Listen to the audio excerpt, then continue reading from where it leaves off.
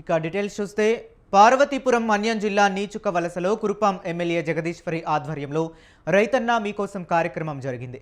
గ్రామంలో ప్రతి ఇంటికి వెళ్లి రైతుల కోసం కూటమి ప్రభుత్వం అందిస్తున్న పథకాలు, రైతుల గురించి వివరించారు. సూపర్ 6 హామీలలో భాగంగా అన్నదాత సుఖీభవ కింద రైతుల ఖాతాలలో 3వ విడత నగదు జమ చేశామన్నారు ఎమ్మెల్యే జగదీశ్వరి. రైతుల ఆర్థిక పురోగతికి ప్రభుత్వం కృషి చేస్తోందన్నారు. రైతులు సుభిక్షంగా ఉంటేనే రాష్ట్రం అభివృద్ధి చెందుతుందన్నారు ఎమ్మెల్యే జగదీశ్వరి.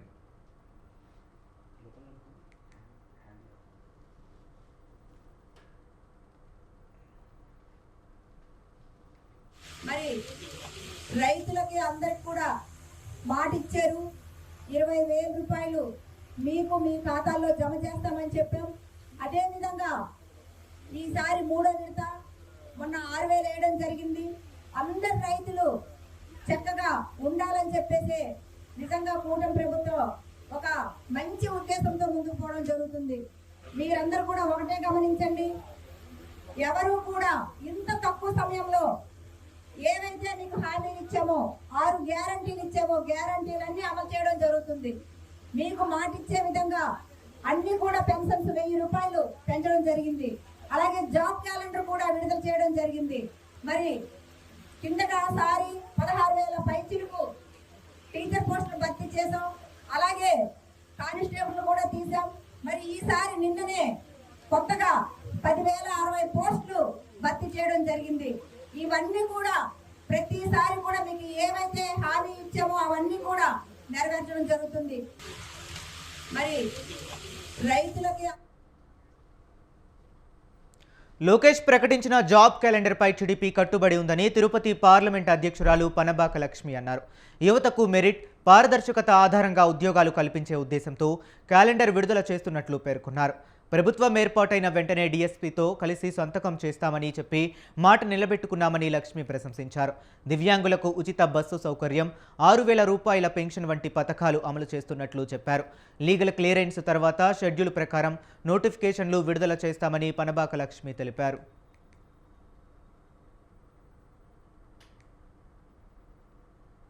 రాష్ట్ర ప్రజలకు మా యువ నాయకులు లోకేష్ గారి కృషి వల్ల ఈ రోజున గౌరవనీయమైనటువంటి ముఖ్యమంత్రి చంద్రబాబు నాయుడు గారు జాబ్ క్యాలెండర్ అనే దాన్ని ప్రకటించడం జరిగింది. దీని వలన ఆంధ్ర రాష్ట్రంలో ఉన్న యువత యొక్క మెరిట్, అలాగే ట్రాన్స్పరసీ, తర్వాత టైం బౌండ్, వీటికి తెలుగుదేశం పార్టీ కట్టుబడి ఉంది అనడానికి నిదర్శనమే ఈ జాబ్ క్యాలెండర్ని అనౌన్స్ చేయటము. ధైర్యంగా మేము ఈ డేట్స్లో మేము ఈ జాబ్స్ని అనౌన్స్ చేస్తామని చెప్పని ఒక ప్రభుత్వము. గౌరవ విద్యాశాఖ మంత్రి నారా లోకేష్ గారు నిన్న ఉగాది సందర్భంగా నిరుద్యోగ యువత ఏదైతే ఎదురు చూస్తుందో ఇచ్చిన మాట ప్రకారం జాబ్ క్యాలెండర్ని విడుదల చేయడం జరిగింది. ఏదైతే మేజర్ డిపార్ట్మెంట్స్ ఉన్నాయో, హోంశాఖ కావచ్చు, విద్యాశాఖ కావచ్చు, హైయర్ ఎడ్యుకేషన్ కావచ్చు, దాంతోపాటు ఇంజనీరింగ్ విభాగానికి సంబంధించి ఏదైతే 20 సంవత్సరాలుగా ఆ శాఖల్లో నియామకాలు లేక ఇబ్బంది పడుతున్న ఏదైతే శాఖలు ఉన్నాయో వాటిని మొదటిగా ఐడెంటిఫై చేసి ఏదైతే లీగల్గా ప్రాబ్లం లేనివి ఏవైతే ఉన్నాయో లీగల్గా వాళ్ళన్నింటినీ క్లియర్ చేసి జాబ్ క్యాలెండర్ విడుదల చేయడం జరిగింది.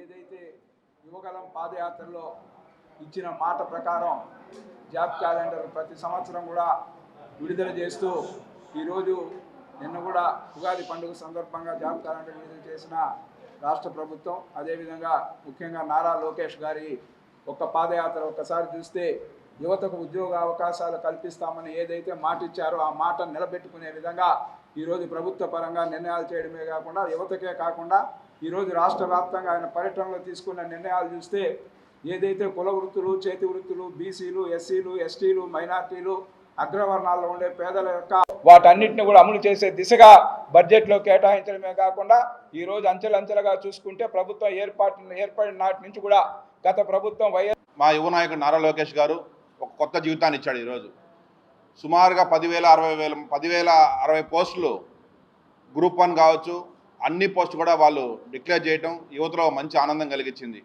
సో దీనివల్ల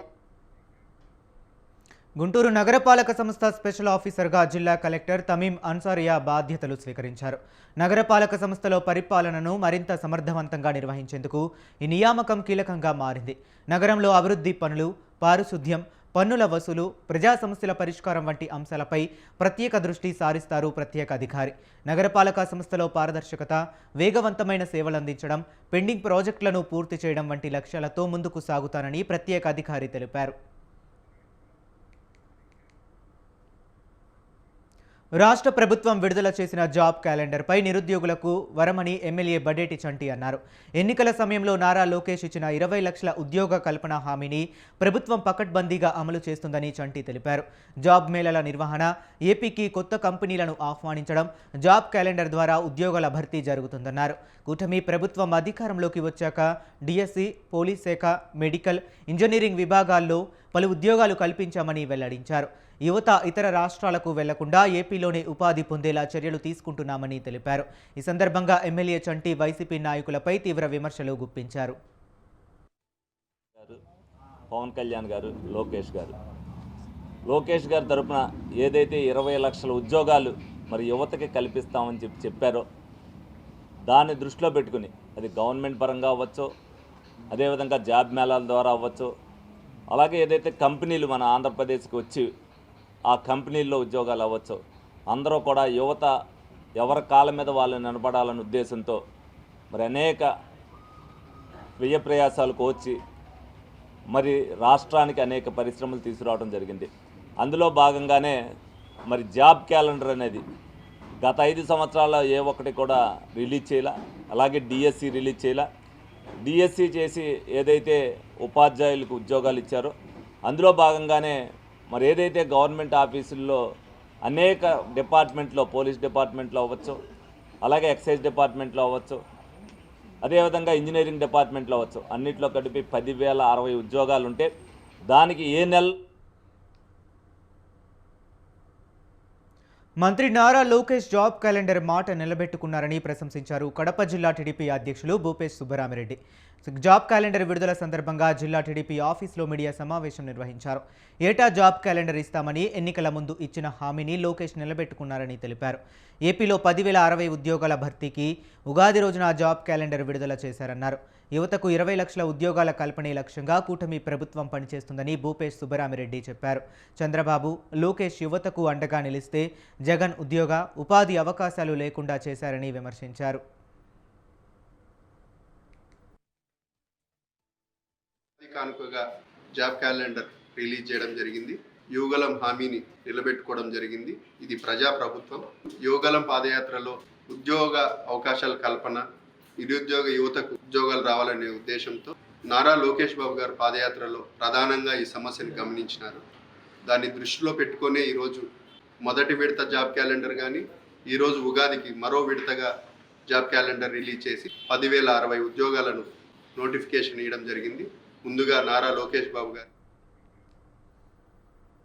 బాపట్ల మున్నవారిపాలెంలో మహాశివరాత్రికి ఏర్పాటు చేసిన జనసేన ఫ్లెక్సీలను ఒక వర్గం చింపివేసినట్లు జనసేన నేతలు ఆగ్రహం వ్యక్తం చేశారు. గతంలో సంక్రాంతికి ఏర్పాటు చేసిన ఫ్లెక్సీలను ఇలాగే చింపి తీసుకువెళ్లారని ఆరోపించారు.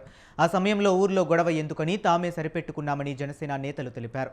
ఇప్పుడు ఫ్లెక్సీ చింపేస్తామంటూ బెదిరిస్తున్నారని అన్నారు. పవన్ కళ్యాణ్ వచ్చి కాపాడతాడా, మిమ్మల్ని తొక్కేస్తామని బెదిరిస్తున్నారన్నారు. న్యాయం కావాలని బాపట్ల పట్టణ పోలీస్ స్టేషన్ బాధితులను ఆశ్రయించారు.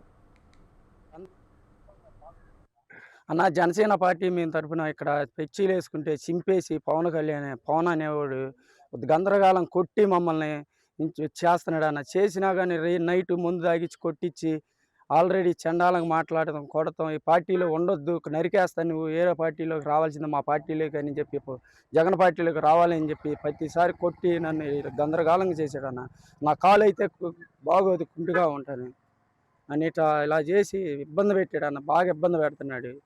ఫస్ట్ బ్యానర్ వేసాక తగదు వచ్చింది. పండగకి వేస్తుంటేను ఎందుకు వేస్తున్నారని కొట్టబోయాడు. పిల్లల్ని కొట్టబోతే మా పిల్లోడు ఫోన్ చేస్తే ఎందుకు రైట్ చేస్తున్నావు అంటే ఏంద్ర నా కొడక అది ఇది అని అన్నాడు ఆ పిల్లోడు పవన్ కుమార్ రెడ్డి. అంటే ఇంటికాడ తగాద ఆడుతుంటే వచ్చి నా మేక వచ్చేటప్పుడు పానీలని వదిలేసేసాం. కేసు అయినా వదిలేసి ఊరుకున్నాము. మరి ఇప్పుడు మన చూస్తే మన కోసేసి మరి ఆయన ఎట్ట కోసారు సార్? ఆయన దగ్గరికి వెళ్తున్నాడు కదా, ఎమ్మెల్యే గారిని ఎట్ట కోసాడు, మనదా చేసాడు. మళ్ళీ మా పిల్లల మీద అంబేద్కర్ కోనసీమ జిల్లా అయినాపురంలో డొక్కా సీతమ్మ మధ్యాహ్న బడి భోజన అమలును సమగ్ర శిక్ష సీఎంఓ బోరుసు సుబ్రహ్మణ్యం పరిశీలించారు. జిల్లా పరిషత్ ఉన్నత పాఠశాలలో మిడ్ డే మీల్స్ రుచి చూసి సంతృప్తి వ్యక్తం చేశారు. విద్యార్థులకు పప్పు, ఆకుకూర, వేయించిన గుడ్డు, చిక్కీ అందించారు. ప్రతిరోజు మెనూ ప్రకారం రుచికరమైన భోజనం అందుతుందా లేదా అని విద్యార్థులను అడిగి తెలుసుకున్నారు సుబ్రహ్మణ్యం. రికార్డులు, మిడ్ డే మీల్ రిజిస్టర్లు పరిశీలించారు ఆయన. హెడ్ మాస్టర్, సిబ్బందిని సీఎంఓ సుబ్రహ్మణ్యం అభినందించారు. శ్రీ సత్యసాయి జిల్లా కదిరి ఈద్గాలో సమస్యలు పరిష్కరించాలని కదిరి ఎమ్మెల్యే కందికుంట వెంకటప్రసాద్ తెలిపారు. గతంలో నిర్మించిన షాదీ మహల్ను పూర్తిగా అందుబాటులోకి తీసుకొచ్చే బాధ్యత తీసుకుంటానన్నారు. 55 లక్షల రూపాయలతో సీసీ రోడ్లను, ఐమాక్స్ లైట్లను ముస్లిం మత పెద్దలతో కలిసి ఎమ్మెల్యే కందికుంట ప్రారంభించారు. దీర్ఘకాలిక సమస్య పరిష్కారం అవడంతో ముస్లిం మత పెద్దలు హర్షం వ్యక్తం చేస్తూ ఎమ్మెల్యే కందికుంటను ఘనంగా సత్కరించారు. ముస్లింలకు ఎమ్మెల్యే వెంకటప్రసాద్ రంజాన్ శుభాకాంక్షలు తెలిపారు. రేపటి రోజు జరిగేటువంటి రంజాన్ పండుగ సందర్భంగా ఈ రోజున ఈద్గాని సందర్శించడం జరిగింది. వాళ్ళు ఇక్కడ కొన్ని పనులు అడిగితే ఆ పనులు పూర్తి చేయడం జరిగింది. దాన్ని ప్రారంభించడం కూడా జరిగింది. ఈ సందర్భంగా యావన్ ముస్లిం సమాజానికి, కదిరి నియోజకవర్గ ప్రజలకి రంజాన్ పండుగ సందర్భంగా శుభాకాంక్షలు.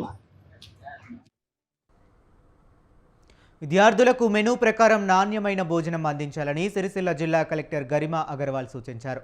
పరీక్షల మధ్య ఖాళీ సమయాన్ని 10వ తరగతి విద్యార్థులు సద్వినియోగం చేసుకోవాలని పిలుపునిచ్చారు.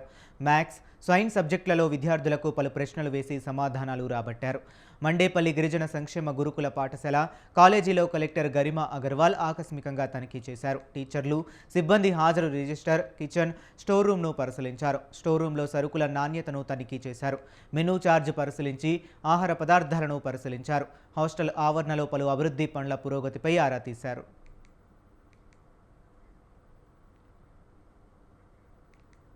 ములుగు జిల్లా ఏటూరి నాగారంలో హెచ్పీ గ్యాస్ ఏజెన్సీని జిల్లా కలెక్టర్ దివాకర టీఎస్ ఆకస్మికంగా తనిఖీ చేశారు. రాష్ట్ర ప్రభుత్వం చేపడుతున్న 99 రోజుల ప్రజాపాలన ప్రగతి ప్రణాళికలో భాగంగా ఏటూరి నాగారంలోని సామాజిక వైద్యశాల, డయాలసిస్ సెంటర్ను సందర్శించారు. అనంతరం రామాలయం, ఇందిరమ్మ ఇండ్లను పరిశీలించారు. ఇక మళ్ళీ రాదు, మళ్ళీ ఈ అవకాశం ఇంకొకరికి రాదు. ఇప్పుడు మీరేమైతుంది, మీరు కట్టుకున్నారనుకో ఇంకొక పేదవాడికి అవకాశం వస్తుంది. ఇప్పుడు నువ్వు కట్టుకున్నావు అనుకో, మేము పోయి మాకు ఇచ్చిన ఇల్లంతా అయిపోయింది, మాదంతా ట్రైబల్.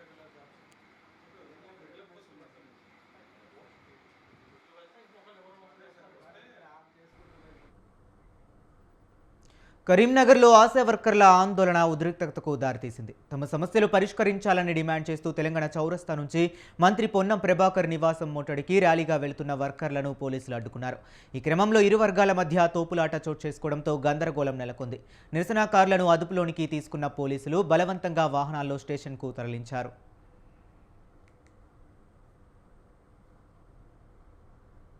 కాబట్టి అసెంబ్లీ బడ్జెట్ సమావేశాలు జరుగుతున్నాయి కాబట్టి అందులో ఆశాలకు ముఖ్యంగా 18,000 ఫిక్స్డ్ వేతనం నిర్ణయం చేయాలి. మేము 20 సంవత్సరాల నుంచి పనిచేస్తున్నాం కాబట్టి మాకు ఫిక్స్డ్ వేతనం లేదు. మెయిన్ డిమాండ్ అది. అట్లాగే ఏఎన్సీ టార్గెట్, పిఎన్సీ టార్గెట్, అట్లాగే స్కూటర్ డబ్బాలు మోసే విధానాన్ని రద్దు చేయాలని, ఉద్యోగ భద్రత, పిఎఫ్, ఈఎస్ఐ సౌకర్యం కల్పించాలి. గత సమ్మె సందర్భంగా ఇచ్చిన 50 లక్షల ఇన్సూరెన్స్, అట్లాగే 50,000 మట్టి ఖర్చులు, ఆ హామీలకు సంబంధించిన జీవోను కూడా రిలీజ్ చేయాలని చెప్పేసి ఓట్లేసి గెలిపించాం సార్. మాకు 9,750 రూపాయలు మాత్రమే జీతం వస్తుంది సార్. మాకు జనవరి, ఫిబ్రవరి, మార్చి ఇప్పటికి వరకు మాకు జీతాలు రాలేవని నిరసనలు తెలుపుకుందామని వస్తే ఈ అరెస్టులు చేయడం ఎంత అన్యాయం సార్. మాకు 18,000 ఫిక్స్డ్ వేతనం చేస్తామమ్మా. మా కాంగ్రెస్ ప్రభుత్వం వస్తే అని కవంపల్లి సత్యనారాయణ గారు మేము మా ఎలక్షన్ల ముందు టెంట్ వేసుకొని కూర్చుంటే మాట ఇచ్చి వెళ్ళారు. అదే మంత్రి సీతక్క గారికి కళ్ళు కనిపిస్తలేవా ఈరోజు ఒక మహిళను రోడ్డు మీదకి వస్తున్నారని? అయ్యో మీకు ఇంతనా అమ్మ జీతము, ఇంత జీతం అయితే ఎట్లా బ్రతుకుతుందమ్మా అని అన్నది. 18,000 నేను మేము ఓట్లు ఎక్కిన తెల్లవారే మీకు 18,000 ఫిక్స్డ్ వేతనం ఇస్తామని చెప్పారు. 18,000 ఏమో కానీ ఆశా వర్కర్లు గత అనేక రోజులుగా వాళ్ళ న్యాయమైన డిమాండ్ల కోసము వివిధ రూపాలలో పోరాటాలు చేస్తున్నారు. అయినప్పటికీ రాష్ట్ర ప్రభుత్వం ఏమాత్రం కూడా స్పందించకుండా కనీసం పెండింగ్ వేతనాలు కూడా చెల్లించలేని పరిస్థితిలో రాష్ట్రంలోని కాంగ్రెస్ పార్టీ ఉంది. వెంటనే పెండింగ్ వేతనాలు చెల్లించాలి. అదేవిధంగా ఈ బడ్జెట్ సమావేశాల్లోనే ఆశా కార్యకర్తలు కోరుతున్న విధంగా 26,000 కనీస వేతనం అనేది నిర్ణయం చేయాలి, వేతనాలు పెంచాలని చెప్పి కూడా సిఐటిగా డిమాండ్ చేస్తున్నాం. లేదంటే ఈరోజు అన్ని జిల్లాల్లో ఎక్కడైతే మంత్రులు వాళ్ళ క్యాంప్ ఆఫీసులు ఉన్నాయో ఆ క్యాంప్ ఆఫీసులు ముట్టడించాలన్న పిలుపులో భాగంగా కరీంనగర్ జిల్లాలో కూడా అటువంటి కార్యక్రమాన్ని చేపట్టడం జరిగింది. ఆశా కార్యకర్తలకు బడ్జెట్ సమావేశాల సందర్భంగా ఫిక్స్డ్ వేతనం 18,000 ఇవ్వాలని మంత్రి పొన్నం ప్రభాకర్ ఇల్లు ముట్టడికి సిద్ధమైనాం. కనీసం నిరసన కార్యక్రమం చేయకుండా కూడా నిర్బంధాలు అనేవి ఈ ప్రజాపాలనలో కనబడతా ఉన్నాయి. ప్రజాపాలన కాదు, ఇది నిర్బంధ పాలన అనేది స్పష్టంగా కనబడతా ఉన్నది. మల్కాజ్గిరి ఎంపీగా ఈటెల రాజేందర్ అనేక అభివృద్ధి కార్యక్రమాలు చేపడుతున్నట్లు కంటోన్మెంట్ బోర్డు నామినేటెడ్ సభ్యురాలు భానుక నర్మదా మల్లికార్జున్ తెలిపారు. బడుగు బలహీన వర్గాల నాయకుడిగా ఈటెల తన రాజకీయ జీవితంలో అనేక మైలురాళ్లు అందుకున్నారన్నారు. ఈటెల రాజేందర్ బర్త్డే సందర్భంగా కంటోన్మెంట్ భానుక నర్మదా ఆధ్వర్యంలో పలు కార్యక్రమాలు నిర్వహించారు. దివ్యాంగులకు వీల్ చైర్స్, వినికిడి యంత్రాలు అందించారు. కార్ఖానా బోయినపల్లిలోని అన్నదానం చేశారు. వాహనదారులకు మజ్జిగ పంపిణీ చేశారు. చిన్నతో కట్ట కమ్యూనిటీ హాల్కు 75 కుర్చీలు అందజేశారు. పలు చోట్ల కేక్ కట్ చేసి సంబరాలు చేసుకున్నారు. వీళ్ళకి వీల్ చైర్లు, అలాగే షో మిషన్లు, పల్లది సెట్టు, కళ్ళద్దాలు, వాటన్నిటికి సంబంధించి 3 లక్షల చిల్లర వీళ్ళకు ఈరోజు ఇవ్వడం జరిగింది. ఇక్కడ సందీప్ కొమరం భీం ఆసిఫాబాద్ జిల్లాలో మానవ అక్రమ రవాణా కలకలం రేపింది. మంచిర్యాలకు చెందిన 3 ముఠా సభ్యులు బెజ్జూర్ మండలానికి చెందిన 2 అమ్మాయిలను పెళ్లి పేరుతో మధ్యప్రదేశ్లో విక్రయించారు. ఈ ముగ్గురిని బెజ్జూర్ పోలీసులు అదుపులోకి తీసుకున్నారు. నిందితుల నుండి పూర్తి సమాచారం రాబట్టి త్వరలో వివరాలు వెల్లడిస్తామని పోలీసులు తెలిపారు. అల్లూరి సీతారామరాజు జిల్లాలో ఎక్కడ గంజాయి సాగులేదని పాడేరు డీఎస్పీ అభిషేక్ తెలిపారు. అంతర్రాష్ట్ర స్మగ్లర్లు జిల్లా సరిహద్దులను దాటి రవాణా మార్గంగా వాడుకుంటున్నారని స్పష్టం చేశారు. గంజాయి రవాణా చేస్తున్న నరసింగ్, భీమాను అరెస్ట్ చేసినట్లు ఆయన వెల్లడించారు. వారిని కోర్టు ఆదేశాలతో విశాఖపట్నం సెంట్రల్ జైలుకి పంపించినట్లు తెలిపారు. వారి నుంచి 50 కిలోల గంజాయిని స్వాధీనం చేసుకున్నామన్నారు. ఆపరేషన్ వజ్రప్రహార్లో భాగంగా గంజాయి నిర్మూలనపై గట్టి చర్యలు చేపట్టినట్లు డీఎస్పీ వివరించారు. ఏపీ స్టేట్ గవర్నమెంట్ కానీ పోలీస్ డిపార్ట్మెంట్ కానీ డ్రగ్స్ పట్ల చాలా స్ట్రింజెంట్ యాక్షన్ తీసుకోవడం జరుగుతుంది. సో దాంట్లో భాగంగా మనం 0 కల్టివేషన్ అయితే అచీవ్ చేయగలిగాము ఏఎస్ఆర్ డిస్ట్రిక్ట్లో. సో కన్జంప్షన్ విషయంలో కానీ ట్రాన్స్పోర్టేషన్ విషయంలో కానీ అన్నిట్లోనే చాలా స్ట్రాంగ్గా ఉంటున్నాం. సో బట్ ఫ్యూ ఇష్యూస్ని ఇప్పుడు ఫ్లాగ్ అవుట్ చేయడానికి మనం ఈ ప్రెస్ కాన్ఫరెన్స్ అనేది పెట్టడం జరిగింది. అందులో ముఖ్యంగా మార్కాపురం జిల్లా కనిగిరిలో ఆకృతి బట్టల షోరూంలో జరిగిన భారీ దొంగతనం స్థానికంగా కలకలం రేపింది. షోరూంలోని 20 లక్షల రూపాయల నగదు చోరీ అయినట్లు షోరూం యజమాని పోలీసులకు ఫిర్యాదు చేశారు. రోజువారీ లావాదేవీల నిమిత్తం షాపులో ఉంచిన ఈ మొత్తాన్ని రాత్రి గుర్తు తెలియని దొంగలు దొంగలించినట్లు ప్రాథమికంగా గుర్తించారు. తెల్లవారుజామున విషయం తెలియగానే షోరూం యజమాని పోలీసులకు సమాచారం అందించారు. కనిగిరి పట్టణ పోలీసులు దర్యాప్తు చేపట్టారు. సంఘటనా స్థలంలో వేలిముద్రలు సేకరించి క్లూస్ టీం సాయంతో దొంగల ఆచూకీ కోసం గాలింపు చేపట్టారు.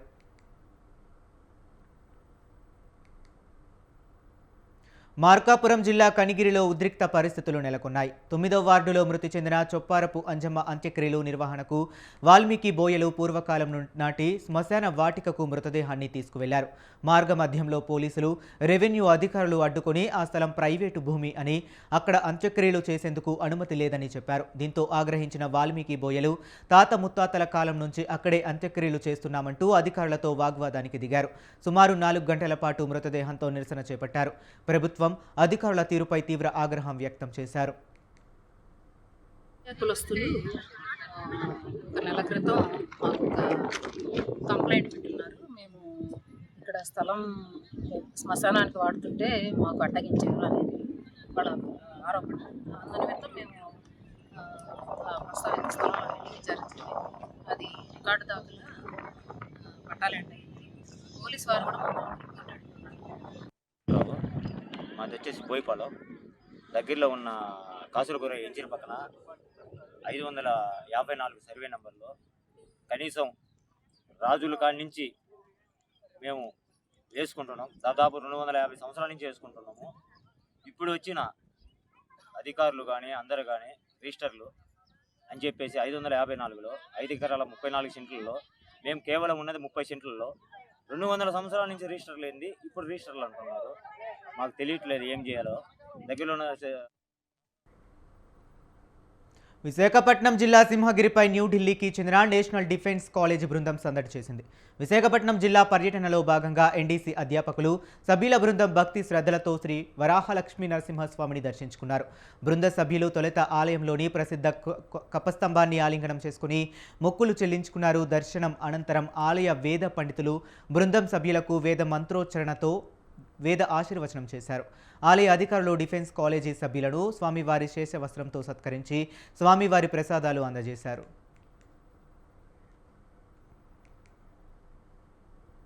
అనంతపురం జిల్లా కళ్యాణదుర్గంలో వెలసిన అక్కమ్మ గార్లను తన సతీమణి రమాదేవితో పాటు ఎమ్మెల్యే అమిలినేని సురేంద్రబాబు దర్శించుకున్నారు. స్వగృహం నుంచి కలశంతో పాటు వచ్చి అక్కమ్మ గార్ల దేవతలకు అమిలినేని దంపతులు పట్టు వస్త్రాలు సమర్పించారు. నియోజకవర్గంలోని ప్రజలంతా ఆయురారోగ్యాలతో సుఖ సంతోషాలతో ఉండాలని, వర్షాలు సకాలంలో కురిసి పాడి పంటలతో రైతులు సంతోషంగా ఉండాలి అని అమ్మవారికి ఎమ్మెల్యే సురేంద్రబాబు మొక్కుకున్నారు. ఆలయం వద్ద అక్కమ్మ గార్ల దర్శనానికి వచ్చే భక్తులకు ఏర్పాటు చేసిన అన్నప్రసాద కేంద్రం వద్ద భక్తులకు అన్నప్రసాదం వడ్డించి తాను కూడా అన్నప్రసాదం స్వీకరించారు.